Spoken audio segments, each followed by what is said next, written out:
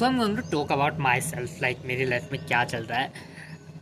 I know you may be not interested कि मेरी ज़िंदगी में क्या चल रहा है, बट मे बी तुम्हारी लाइफ में भी वही सेम चीज़ चल रही हो. So let's start improving it right now.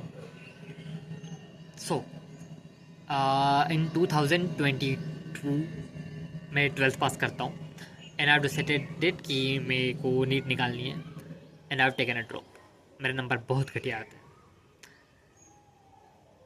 And then I still decided कि मेरे को एक और ड्रॉप लेना चाहिए.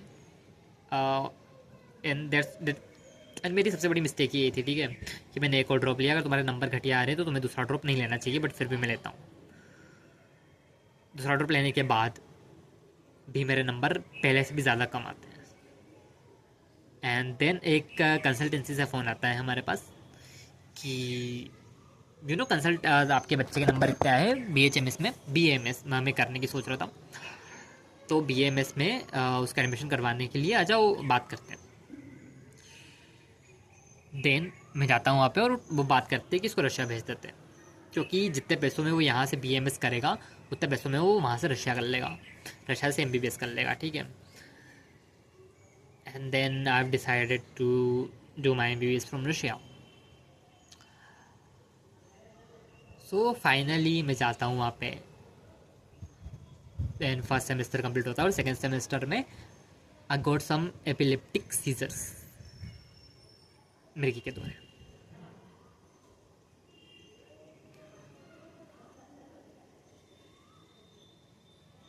मैं डीन के पास जाता हूँ, उनसे बात करता हूँ, उनको बोलता हूँ कि मैम ऐसा ऐसा है. फर्स्ट ऑफ ऑल मैं हॉस्पिटल में जाता हूँ उनके, और वो कीप डूइंग देयर टेस्ट मतलब वो करते जा रहे होते हैं. एंड इन दी एंड कुछ वो निकलता नहीं है, और वो बोलते कि we can give you medicine right now. तो उन्होंने 6-7 दिन बुलाया मुझे, और कोई भी रिजल्ट नहीं निकलता वहाँ पे. एंड आई वाज लाइक, तो अब क्या मतलब मेडिसिन वगैरह तो कुछ दोगे ना मुझे, मैं प्राइमरी ट्रीटमेंट तो शुरू कर दोगे ना, जैसे इंडिया में हो जाता है. एंड दे से नहीं, we can't do that. So I was like very tense कि मुझे क्या करना चाहिए. एंड देन सब सजेस्ट करते हैं, और मेरा भी मन था कि मैं इंडिया से कर लूँ. देन मेडिन के पास जाता हूँ, मेडिन को बोलता हूँ कि मैम मेरे को इंडिया जाना है. And she said okay. फिर वो बोलती है, फिर मैंने बोलता हूँ कि मैं एग्ज़ाम कब दूंगा. वो बोलती है वापस आके दिन. मैंने बोला सितंबर में. वो बोलती है ओके.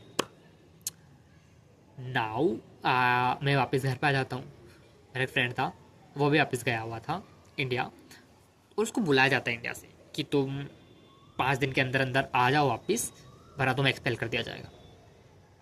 वो जाता है, और फिर मेरे फ्रेंड मुझे बोलते हैं कि तू भी एक बार कंफर्म कर ले वगैरह वगैरह वगैरह वगैरह. And then I confirm. तो मुझे बोला जाता है कि या तो तुम अभी आ जाओ. मैं 32,000 खर्च करके वहाँ से फ़्लाइट लेके अभी आया था, और अब मुझे बोला जाता है कि तुम वापस आ जाओ. ठीक है. सो मेरे मतलब 1 लाख की लंका लग जाती है अभी. स्टिल आई हैव डिसाइडेड कि, और मुझे एक और ऑप्शन दिया जाता है कि तुम या तो तुम फरवरी में आना और अपना फर्स्ट ईयर रिपीट करना, ठीक है. एंड देन फिर मैंने जाके बोला कि यार डीन ने तो सितंबर के लिए हाँ भर दी थी. तो बोलते डीन कंफ्यूज हो गई. एंड आई वाज लाइक यार डीन के कंफ्यूजन पे मैंने 30,000 रुपये मतलब उड़ा दिए क्या. आई मीन क्या, लाइक इतना पैसा थोड़ी है मेरे पास जो आना जाना कर लूँगा. और मुझे बोला जाता है कि मुझे सिर्फ 1 हफ्ते की छुट्टी दी गई थी. तो या तो मैं अभी आ जाऊँ, या मैं फेब्रुवरी में आ जाऊँ और फर्स्ट ईयर अपना फिर से रिपीट करूँ, या फिर मैं एक्सपेल हो जाऊँ. There were 3 option. नाउ मैंने अपने प्रेसिडेंट, जो अपना फर्स्ट ईयर का प्रेसिडेंट होता है, मैंने उससे बोला कि जाके एक बार बात कर लो. एंड उसको भी कोई क्लियर आंसर दे नहीं रहे हैं वो लोग. So right now I am like really tensed. मतलब मैं दिन भर सोता रहता हूँ, रात भर सोता रहता हूँ. I can't even meet people. Socially anxious हो गया हूँ. And I am not blaming it on anyone. I should be more aware of the situation. And मैंने अपने पेरेंट्स को भी नहीं बताया कि ऐसा कुछ है, क्योंकि आई don't know if they can afford this amount of money और नॉट. और साला ये हॉस्टल भी वेकेशन में बंद कर देते हैं. अगर मेरा होता तो मैं अभी से ही अपने सामान लेके चले जाता, और वेकेशन में मैं वहीं पे रहता, जैसे सेकेंड ईयर वाले रहते हैं. So right now I don't know should I tell my parents और नॉट.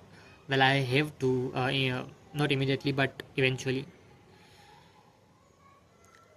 सो लाइक इतना बखेड़ा है अभी तक, एंड मेरी लाइक फटी पड़ी भी है थोड़ी थोड़ी सी। तो सो आई डिसाइडेड कि कल से मैं सोना वोना थोड़ा मेंटेन करूँगा, अपनी स्लीप साइकिल मेंटेन करूँगा। I start doing my exercise. Exercise में मैं सबसे पहले मतलब जब यहाँ पे रहता था मैं तब करता था इसकी, मैं सीढ़ियाँ चढ़ता था। ठीक है, अभिमन्यु कुमावत सर है ओटीटी भारत पे, तो मैं सीढ़ियाँ चढ़ता था एंड उससे मेरा वार्म अप हो जाता था फॉर 20 मिनट्स। एंड देन मैं मारता था सपाटे। सपाटे you may be aware if you are not, YouTube पे सर्च कर लेना एक बार। मैं मारता था फिर सपाटे। सपाटे मारने के बाद आई एम डन, लाइक मेरे को इतनी ज़्यादा एनर्जी फील होती थी, I can't even tell you. And now अब मैं दिन भर पड़ा रहता हूँ, रात भर पड़ा रहता हूँ। I am just maybe I am depressed, I don't know, but let's start changing it. कल से मैं सन बेदिंग शुरू करूँगा। सन बेदिंग मतलब सूरज में जाके बैठना, उसकी धूप सेकना, etcetera etcetera etcetera. So I start doing 4 things from tomorrow, मतलब धीरे धीरे ही शुरू कर रहा हूँ मैं सब कुछ। First is my exercise, second is sun bathing मतलब सन में बैठना, थर्ड सुबह उठ के मतलब 1 लीटर के आसपास तो पानी पीऊँगा मैं, एंड फोर्थ थिंग इज़ मैं अपनी पढ़ाई को रिज्यूम करूँगा। क्योंकि अगर मेरे को परमिशन दे देता हूँ सितंबर में आने के लिए, जो बहुत अनलाइकली है कि मुझे दे, आई थिंक मेरे को फर्स्ट ईयर रिपीट करना ही पड़ेगा फिर से। बट लेट्स सी क्या होता है यार। इतना लाइक ज़्यादा मुझे अब टेंशन लेना भी नहीं है, बहुत टेंशन ले लिया है मैंने। And let's see what happens आगे। तो अगर तुम्हारी भी लाइफ फक्ड अप है, मेरे से ज़्यादा ही होगी ऑफ कोर्स, या मेरे से कम भी है, या फिर जस्ट तुम डिप्रेस रहते हो, you should start doing this 4 things. और what are this 4 things? Sunbathing, 1 litre पानी पीना, एक्सरसाइज, एंड अपनी पढ़ाई को रिज्यूम करो। अभी अगर तुम पढ़ाई नहीं कर रहे हो तो कोई स्किल डेवलपमेंट पे काम करो, कुछ तो करो that is productive. I am not talking about कि तुम पहले के पॉडकास्ट सुनो। आई मीन तुम सुन सकते हो, बट उसके अलावा भी तुम्हें अपना काम करना है, वो काम जो तुम्हें पैसे कमाने में मदद करे शायद, या दैट्स इट, वो काम तुम्हें करना है। That's about for today. कल बात करते हैं बाकी की कि मैंने किया या नहीं किया वो काम, एंड सी यू, बाय।